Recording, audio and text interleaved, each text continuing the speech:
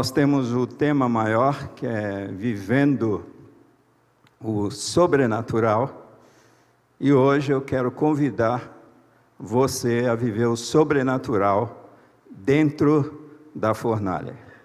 Amém? Aleluia! Então tá bom, você já sabe o texto, né? Qual que é o texto? Daniel, capítulo 3. Então abra a sua Bíblia, abra a sua mente e também abra o seu coração para essa noite. Daniel capítulo 3, todo o capítulo. Eu vou colocar minha Bíblia de lado aqui, porque eu tenho o texto impresso aqui. Eu não vou ler todo o capítulo, mas eu quero rapidamente fazer um resumo desse capítulo 3 do livro de Daniel. Permaneça com a sua Bíblia aberta, apesar do resumo. Todos vocês sabem que o rei Nabucodonosor foi um rei insano, mas um rei extremamente sábio e poderoso ao mesmo tempo. Vocês conhecem perfeitamente a história de Nabucodonosor e daquele sonho, especialmente, que ele teve, onde os sábios da Babilônia não conseguiam decifrar aquele sonho. Então entra no cenário Daniel, e Daniel, com a ajuda dos seus amigos, Sadraque, Mesaque e Abdenego, em oração, recebe a sabedoria da parte de Deus para decifrar aquele sonho que Nabucodonosor teve. E esse sonho, em resumo, Deus estava falando que Nabucodonosor havia sido constituído como um grande rei, e o rei de reis, não o rei dos reis, rei de reis.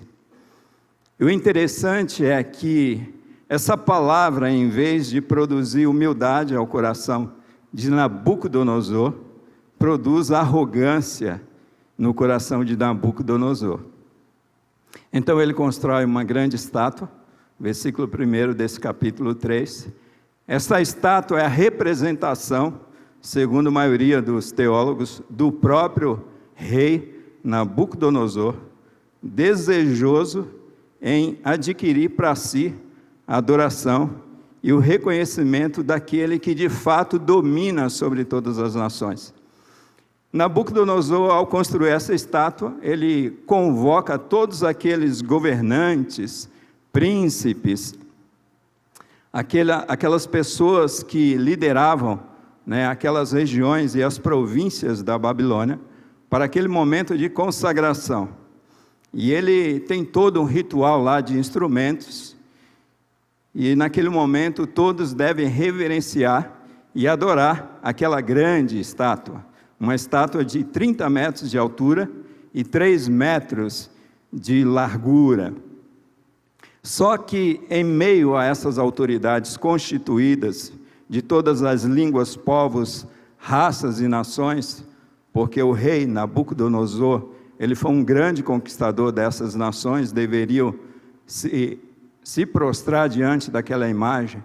3 homens, Sadraque, Mesaque e Abdenego, homens que Nabucodonosor havia constituído líderes da província, a partir do pedido de Daniel, após decifrar o sonho. Aqueles 3 homens, eles não se prostram, eles não adoram aquela estátua. E os caldeus, levantam uma acusação contra esses 3 homens especialmente. O texto diz que é contra os judeus, e os judeus, na verdade, são Sadraque, Mesaque e Abdenego.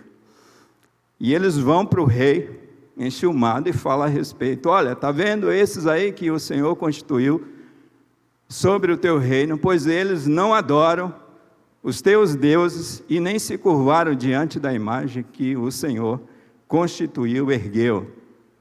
Então o rei Nabucodonosor imediatamente chama aqueles homens e pergunta para eles, o porquê, a razão. Aqueles homens dizem para Nabucodonosor o seguinte: olha, quanto a este assunto, nós não temos o que falar, mas nós não nos curvaremos diante dessa estátua. E o nosso Deus, a quem nós servimos, se Ele quiser, Ele nos livrará dessa fornalha de fogo ardente, porque a fornalha estava preparada para aqueles que não iriam se curvar diante daquela grande estátua. Resumindo, a partir do meio para o final, a gente vê ali Nabucodonosor, ele fica com o rosto transtornado e furioso, ele manda amarrar Sadraque, Mesaque e Abdenego, né, com chapéu, com roupa, com tudo, e manda lançar naquela fornalha que ele havia pedido para ser aquecida 7 vezes mais. Aqueles homens, quando eles estão sendo lançados pela tropa de elite de Nabucodonosor, aquela tropa de elite de Nabucodonosor, é consumida pelo calor daquela fornalha. Imagina como aquilo estava quente. E aqueles 3 homens, 3 servos de Deus, são lançados dentro daquela fornalha. E quando Nabucodonosor olha, aqueles homens que foram lançados, amarrados, aqueles homens estão soltos dentro da fornalha, caminhando, e ali havia um 4º homem dentro da fornalha. Nabucodonosor imediatamente chama Sadraque, Mesaque e Abdenego e fala: servos do Deus Altíssimo, né? E pede para eles saírem de dentro da fornalha. E aqueles líderes que os acusaram percebem que aqueles homens não têm cheiro de fumaça, não tiveram nem chamuscado o cabelo, nem as suas roupas queimadas, nem nada, eles estavam em perfeita condição de saúde. E aí a exaltação do nome do Senhor através da pessoa de Nabucodonosor, aquele próprio que disse: quem é este Deus? Amém? Vamos orar? Esse é um pequeno resumo aí desse texto. Querido Deus, neste momento, Pai, nós queremos te agradecer por essa bela história da Tua Palavra que inspira os nossos corações. E agora que abrimos a Tua Palavra, pedimos a Tua ajuda para que a nossa mente seja aberta e também o nosso coração seja aberto, para que nós possamos compreender a Tua Palavra e poder obedecer a Tua Palavra. Que no poder do Teu Espírito Santo, Pai, o Senhor fale conosco nessa noite, como o Senhor tem falado durante todo esse tempo. É a nossa oração e nós oramos assim no nome de Jesus. Queridos irmãos, nesse começo aqui de introdução, eu quero usar um contexto histórico aqui do Daniel Conejeiro.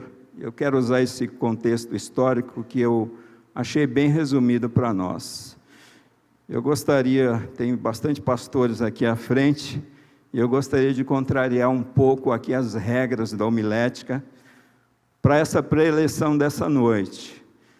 Eu não vou fazer um sermão expositivo, mas existem algumas percepções que eu tive desse texto e que eu achei importante para nós aprendermos um pouquinho mais a partir de um texto tão conhecido como esse. Mas vamos ao contexto histórico.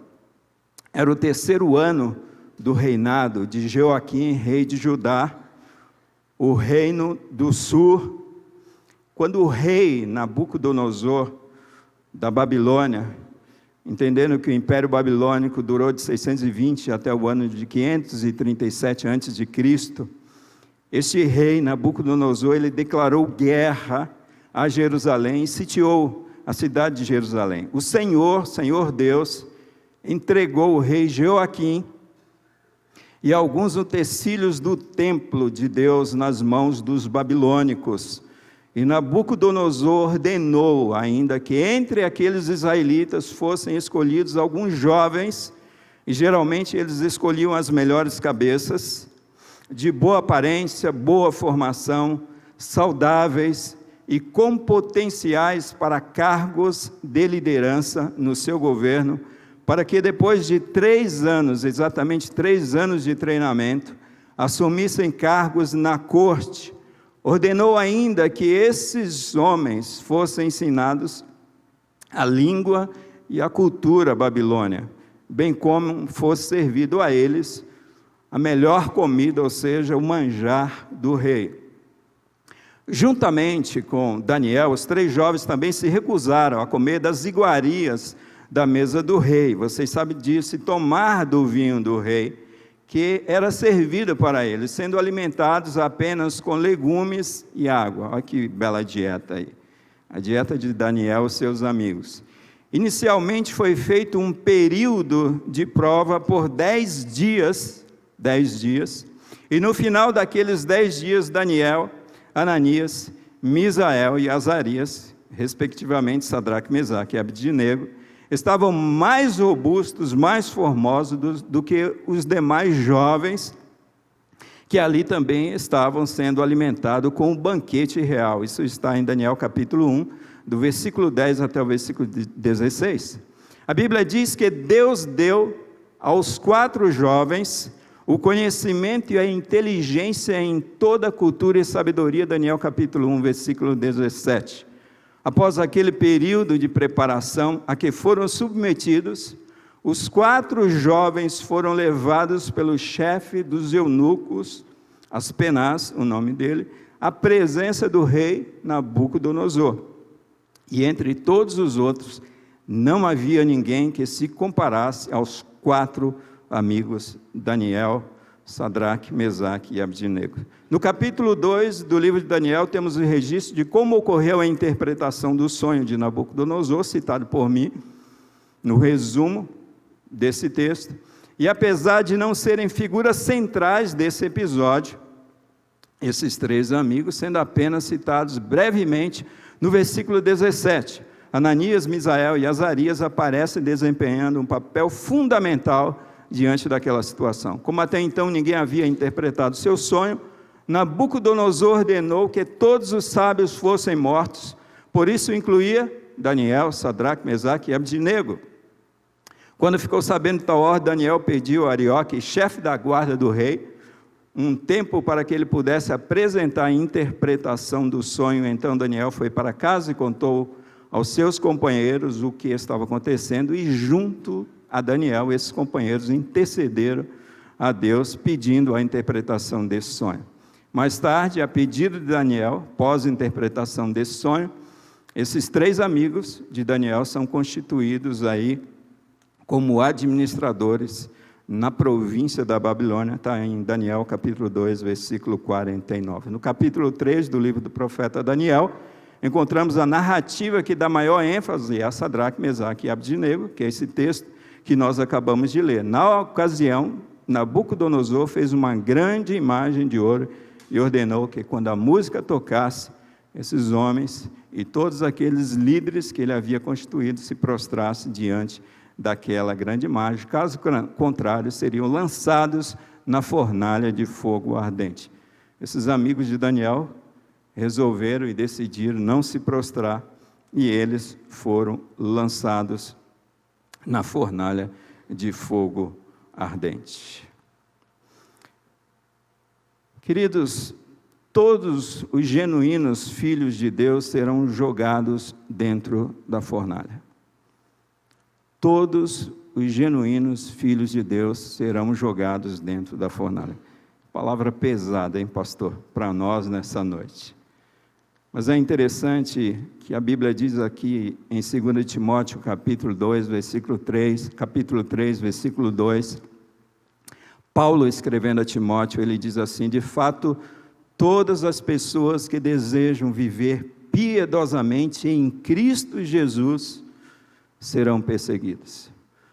Amados, todas as pessoas que desejam ser fiéis a Deus haverão de passar por lutas, por provações, por privações, por tribulações e por fornalha, sim.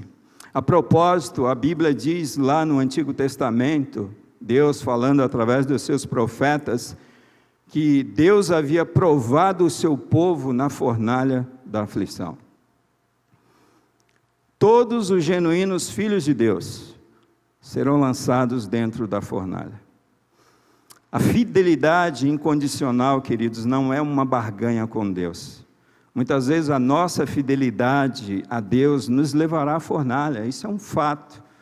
A cova dos leões, como aconteceu com o próprio Daniel.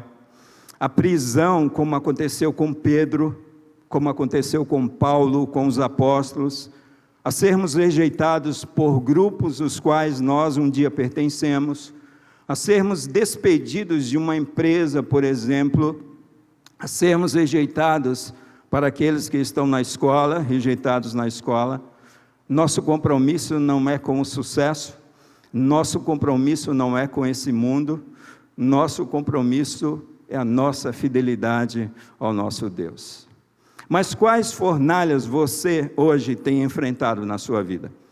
Essa é uma pergunta interessante e quem sabe você esteja dentro daquilo que eu separei para nós nessa noite. Quem sabe, meu irmão, minha irmã, você tem enfrentado nesse tempo a fornalha do desemprego ou do subemprego na tua vida. Quem sabe nesse tempo em que nós estamos vivendo, você tenha enfrentado a fornalha da perseguição, no teu trabalho, a fornalha da perseguição dentro da tua própria casa, dentro da tua própria família, na comunidade a qual você esteja inserido.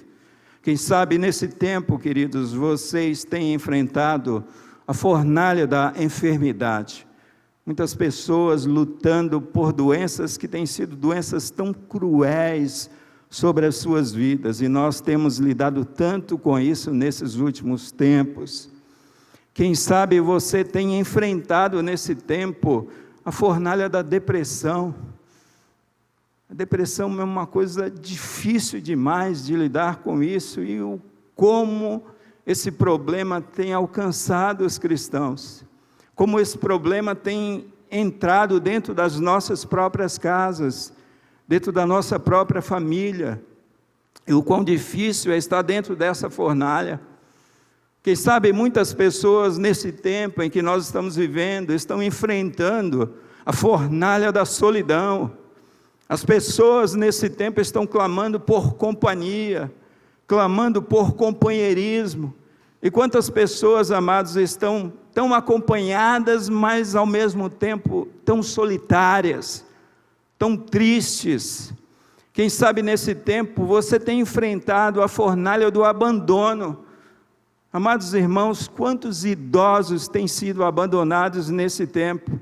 Nós estamos fazendo um trabalho de capelania no hospital aqui da Vila Alpina, e ali Deus tem abrido portas, e uma das informações que muitas vezes nós recebemos desse local, é que existem pessoas ali que foram abandonadas pelas suas próprias famílias, por causa da enfermidade, por causa da doença, e essas pessoas estão vivendo ali esse momento de fornalha, a fornalha do abandono, a fornalha da solidão. Quem sabe você tem enfrentado nesse tempo, você que está aqui, a fornalha da crise conjugal, problemas que têm assolado o teu casamento, problemas que têm assolado o teu relacionamento familiar. Na maioria das vezes, queridos, é dentro da fornalha que vivemos o sobrenatural de Deus. Na maioria das vezes, é nos momentos de maiores lutas na nossa vida, de calor, de intensidade do problema, é que nós vivemos o sobrenatural de Deus na nossa vida. No livro de Isaías, capítulo 43, versículo 1 e 2, Deus diz assim: diz o Senhor, que te criou, ó Jacó, e que te formou, ó Israel, não temas, porque eu te remi, chamei-te pelo teu nome, tu és meu. E aí a palavra de Deus diz assim no versículo 2, quando passares pelas águas, eu serei contigo, quando passares pelos rios, eles não te submergirão, quando passares pelo fogo, não te queimarás, nem chama arderá em ti. Quais as percepções que nós podemos ter e tirar de um texto como esse para nós nessa noite? Primeiro, antes da fornalha. Se você quiser colocar a parte 1 aí, coloca a parte 1. Antes da fornalha. Isso é muito interessante, amados. Antes da fornalha, qual a postura sua? Qual a postura do cristão, do servo de Deus antes da fornalha? Primeiro, antes da fornalha, ande sempre com Deus. Antes da fornalha, meu irmão, minha irmã, ande sempre com Deus, não largue mão de Deus. Esses 3 homens, Sadraque, Mesaque e Abdinego, eram homens que andavam com Deus. E é por essa razão que esses homens têm a capacidade de continuar fiéis a Deus. Antes de surgir o problema na tua vida, antes de surgir as dificuldades na tua vida, você precisa andar com Deus. O não se curvar para as coisas deste mundo, o não se curvar para os deuses deste mundo, depende do teu caminhar com Deus. Antes da fornalha, Sadraque, Mesaque e Abdinego, eles andavam sempre com Deus. Eram homens de oração, eram homens tementes a Deus, tanto é que quando Daniel precisa de apoio em oração, quem Daniel vai buscar? Esses 3 homens. Segundo lugar, antes da fornalha, ande sempre com homens de Deus. Antes da fornalha, ande com Deus, mas antes da fornalha, ande com homens de Deus. Quais são as tuas companhias? Eu costumo dizer que os melhores amigos que nós temos são aqueles que nos conduzem a Deus. Esses são os melhores amigos que nós temos. Essas são as pessoas que nós devemos abraçar e devemos prezar por essas amizades. Sadraque, Mesaque e Abdinego andavam com um homem de oração chamado Daniel. Um homem fiel, um homem piedoso, um homem que temia a Deus. Meu amigo, minha amiga, se você está enfrentando fornalha e você disse não para as coisas desse mundo e por essa razão as tribulações vieram sobre a tua vida, eu tenho certeza é porque você tem andado com homens de Deus. A palavra de Deus diz assim, lá no livro de Efésios, que nós devemos nos preparar para o dia mau.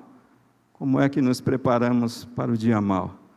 Andando com Deus e andando com homens de Deus.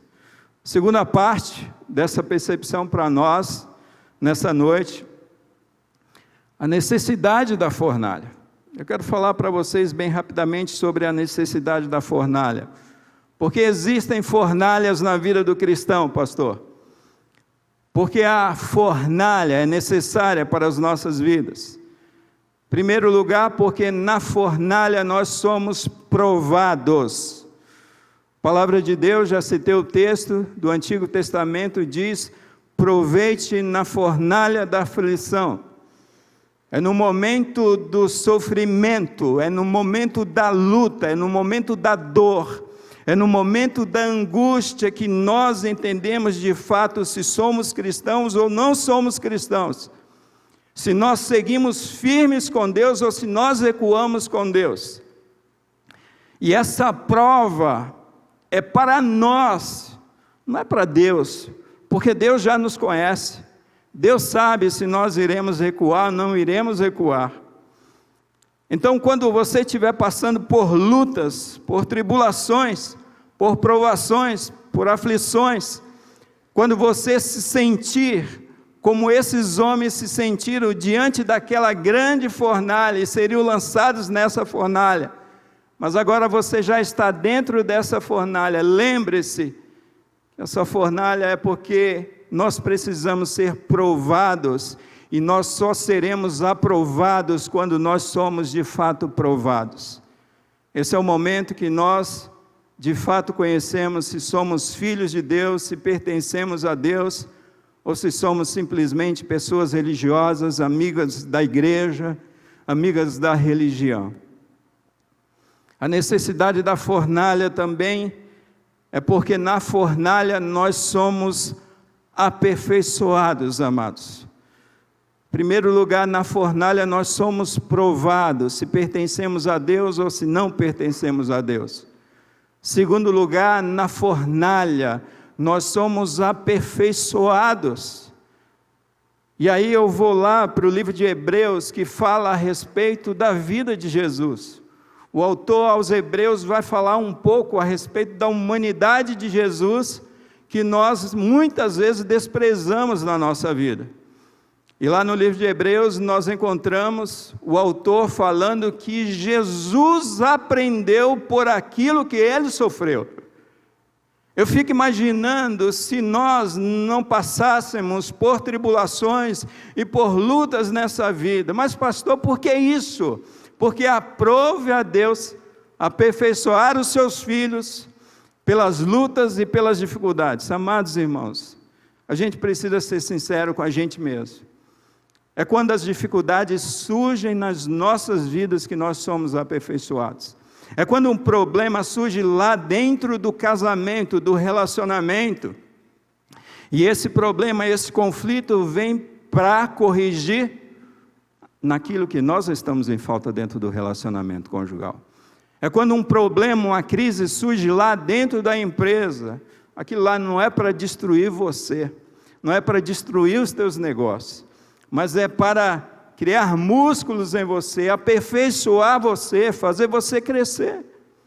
Eu fico pensando hoje, a gente está criando filhos e dando tudo do bom e do melhor para os nossos filhos, não é verdade? E nós entramos nessa dinâmica por quê? Porque nós lembramos do nosso passado e tivemos um passado muito sofrido, com muita luta, não tinha nada, até o brinquedo, pastor. Eu tinha que construir o brinquedo. Quantos brinquedos você construiu? Eu construí vários brinquedos. Mas sabe o que é interessante? Por que é que você foi aperfeiçoado? Por que é que você se tornou uma pessoa criativa? Por que é que você se tornou uma pessoa dinâmica na tua vida? Por conta do sofrimento que você passou. São as dificuldades, amados. Eu me lembro do ano de 1994, quando o governo Collor assumiu e confiscou o bem de todo mundo, poupança de todo mundo. Mas eu nunca vi uma época de tanta criatividade no coração desse povo. O povo foi aperfeiçoado, o povo desenvolveu, o povo projetou, o povo criou, apesar dos suicídios que nós tivemos naquela época. Segundo lugar, na fornalha nós somos aperfeiçoados. Então é triste quando nós vemos lutas chegarem à nossa porta e muitas vezes a gente está numa campanha como essa, pedindo para Deus afastar essa luta. A gente precisa orar com sabedoria, porque pode ser que essa luta que você está passando, Deus precisa corrigir o teu coração, Deus precisa corrigir a tua família, Deus precisa corrigir o teu posicionamento como pai dentro da tua casa, Deus precisa corrigir a tua postura como líder numa igreja como a nossa. Em primeiro lugar, na fornalha nós somos provados. Segunda, na fornalha nós somos aperfeiçoados. Parte 3, propósito da fornalha. Qual o objetivo da fornalha, amados?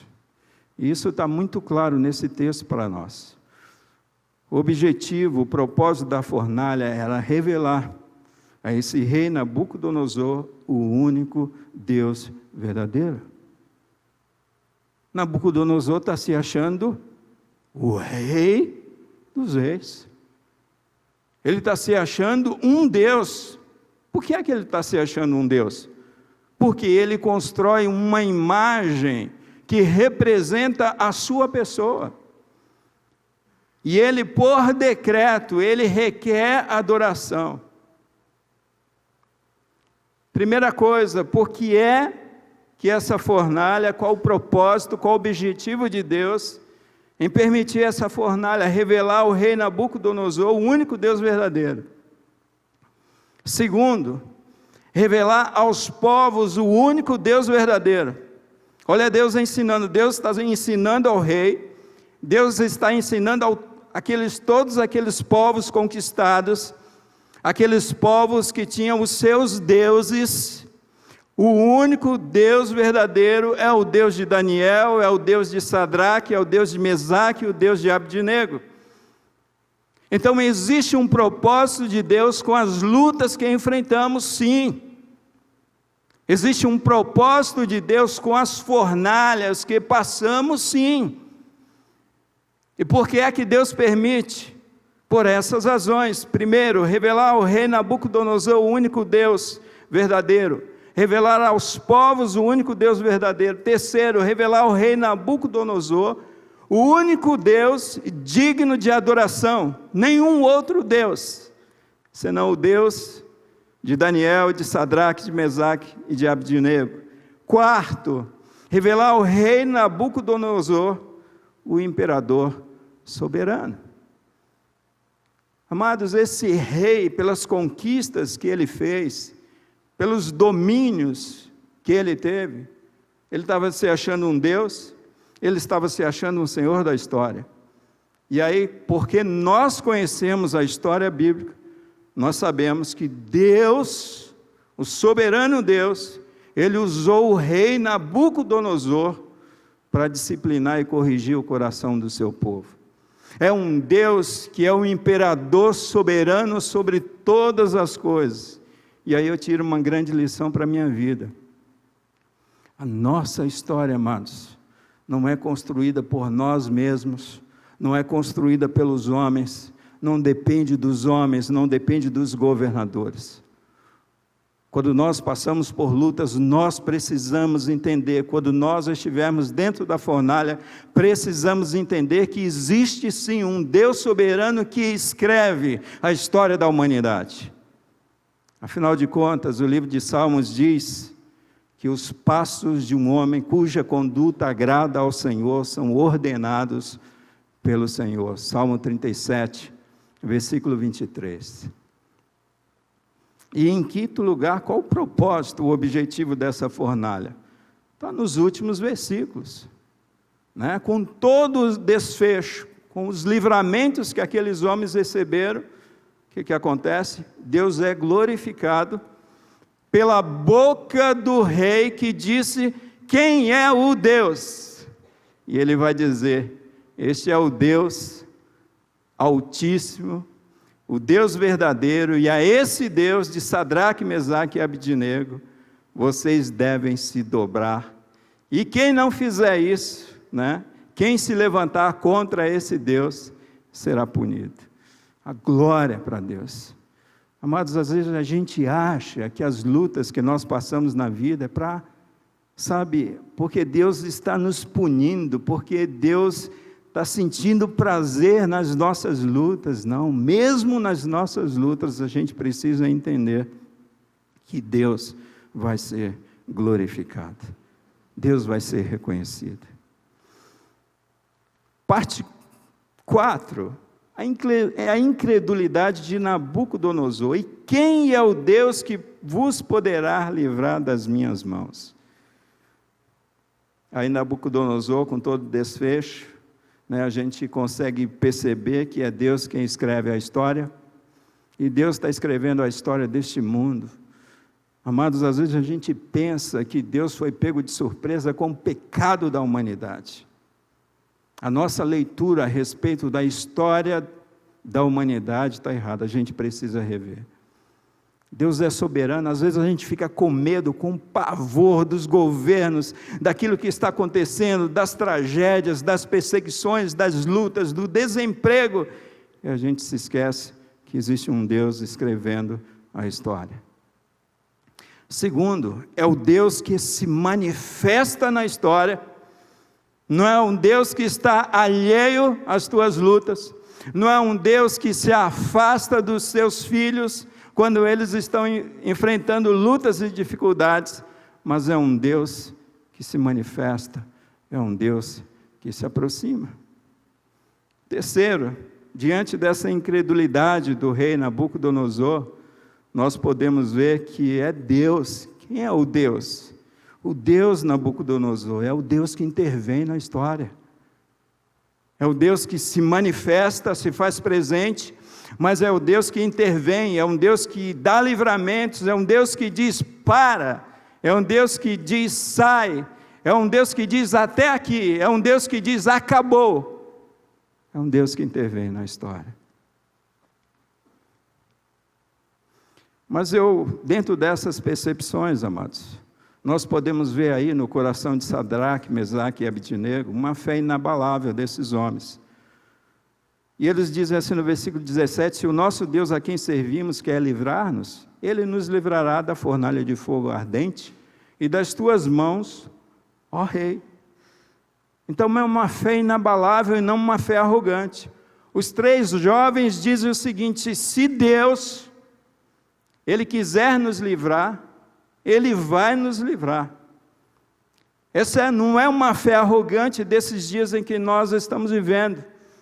Uma fé que diz: eu determino, eu amarro, né? Mas é uma fé inabalável no caráter de Deus. Não é uma fé arrogante, é uma fé bíblica. Eles não estão decretando nada para Deus. É se Deus quiser. Se Deus quiser livrar, Ele vai livrar. Então, essa fé inabalável desses homens é fruto do caminhar deles com Deus. É fruto das experiências que eles tiveram com Deus ao longo da história de suas vidas.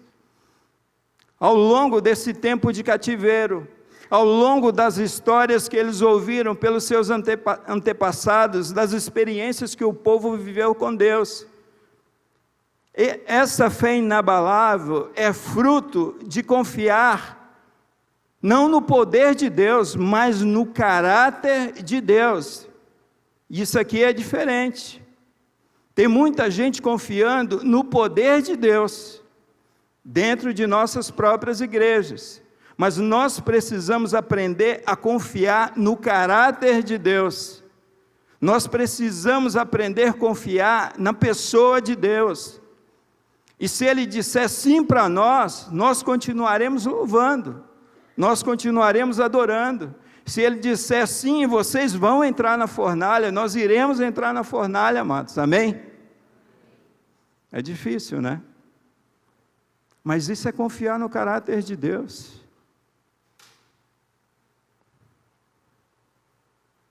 Diferente da fé que nós estamos vendo nos dias atuais. Eu sei que Deus Ele é todo poderoso, mas quantas coisas Deus tem pedido para nós, quantas situações Deus permite que a gente enfrente, e nós recuamos.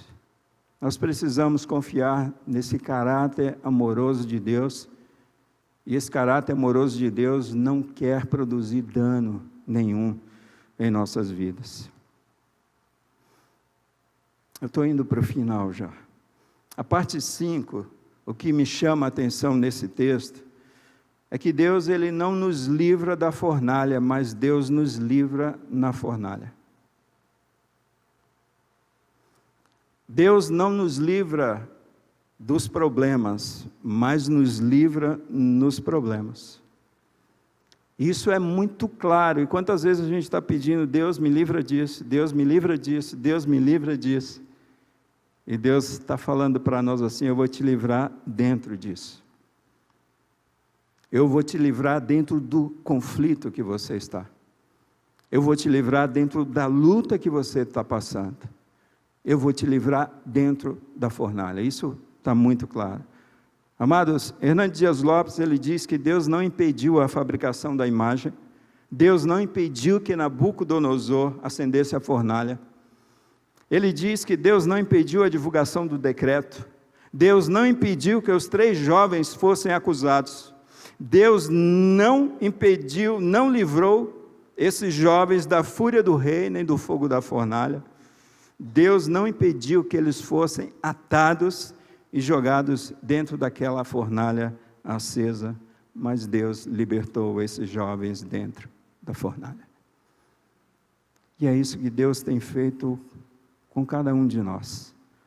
Cada um de nós que confiamos, não simplesmente no seu poder, mas confiamos no seu caráter, confiamos na pessoa de Deus.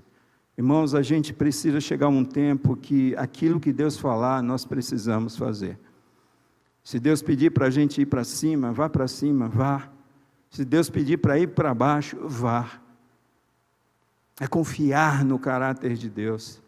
Sabe, quantas lutas você tem enfrentado e você tem orado para Deus e dito para Deus assim: olha, por que o Senhor permitiu que isso acontecesse na minha vida? Por que o Senhor não me livrou desse problema? Deus quer te livrar dentro do problema. E aí, indo para o final, a gente consegue ter uma percepção maravilhosa desse caráter de Deus, amados. E quem sabe surge uma pergunta no nosso coração: onde está Deus dentro da fornalha? Onde está Deus, pastor? Onde está Deus quando a enfermidade, o câncer bateu na minha porta? Sabe, onde está Deus diante desses anos de desemprego? Onde está Deus diante dessa crise que eu estou prestes a me divorciar? Onde está Deus diante dessa fornalha que eu tenho enfrentado na minha vida? Onde está Cristo em meio a tudo isso? Deixa eu falar uma coisa para você.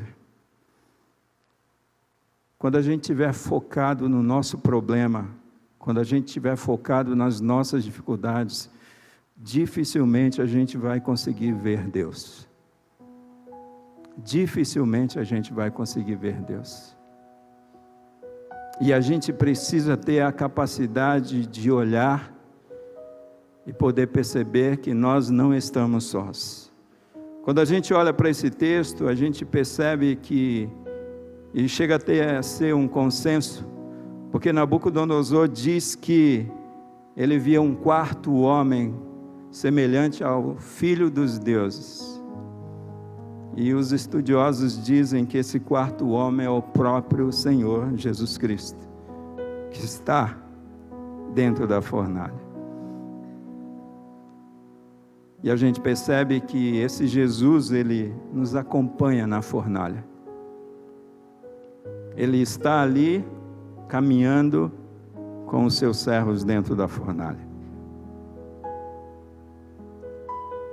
Você precisa entender que você não está sozinho na sua luta, no seu problema. Sabe, existe um Cristo que te ama e que caminha lado a lado com você. Cada passo, Jesus está contigo, e a gente vê esse quarto homem acompanhando esses servos dentro da fornalha. Amados, a palavra de Deus diz assim: eu nunca te deixarei, jamais te desampararei. Aí talvez você diga assim: pastor, essa promessa Deus fez para Josué, capítulo 1 de Josué. Mas é interessante porque quando a gente abre o livro aos Hebreus, capítulo 13, versículo 5, a palavra de Deus diz: seja a vossa vida sem avareza, contentai-vos com aquilo que vocês têm, porque fiel é aquele que fez a promessa: eu nunca te deixarei, nem jamais te desampararei. Nós não estamos sozinhos dentro da fornalha. Isso é que é viver o sobrenatural dentro da fornalha.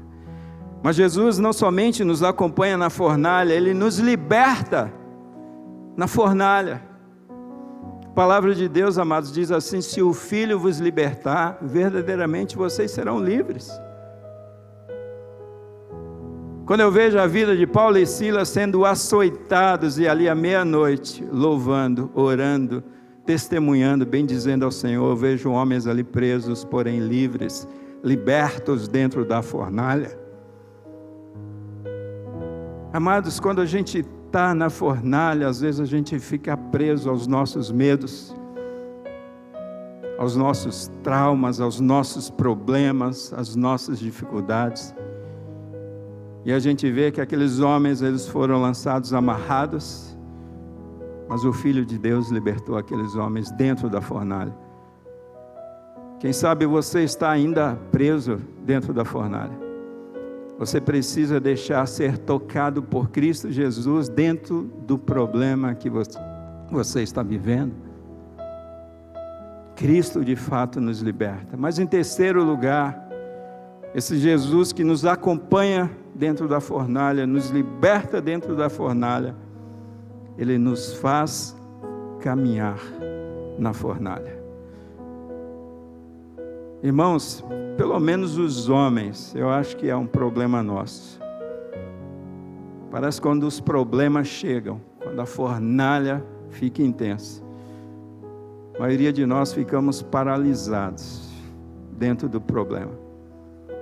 Sabe, a gente não consegue projetar, a gente não consegue sonhar, a gente não consegue enxergar um horizonte, a gente fica imobilizado,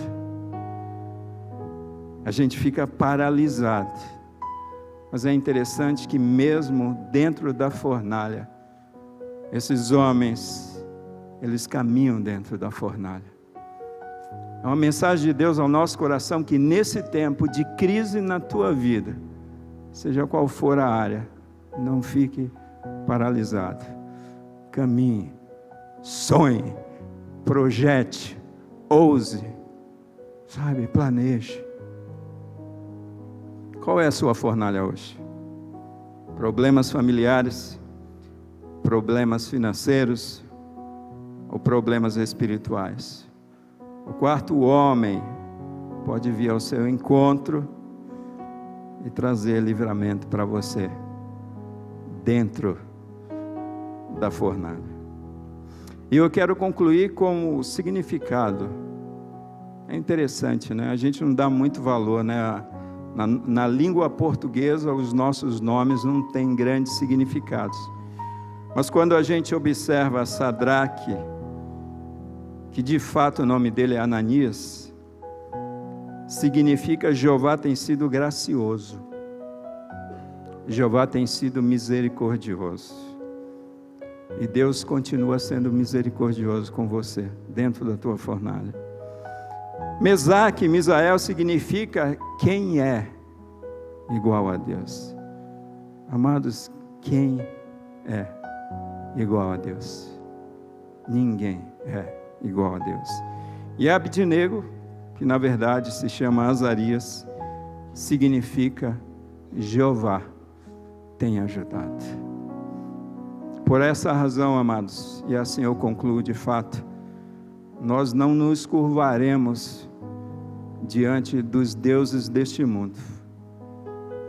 Nós preferimos obedecer a Deus e nos curvar diante de Deus, mesmo diante da possibilidade da morte. Porque o nosso Deus de fato é um Deus gracioso e misericordioso. É um Deus que não há outro igual. E é um Deus que continuamente tem nos ajudado. Vamos orar.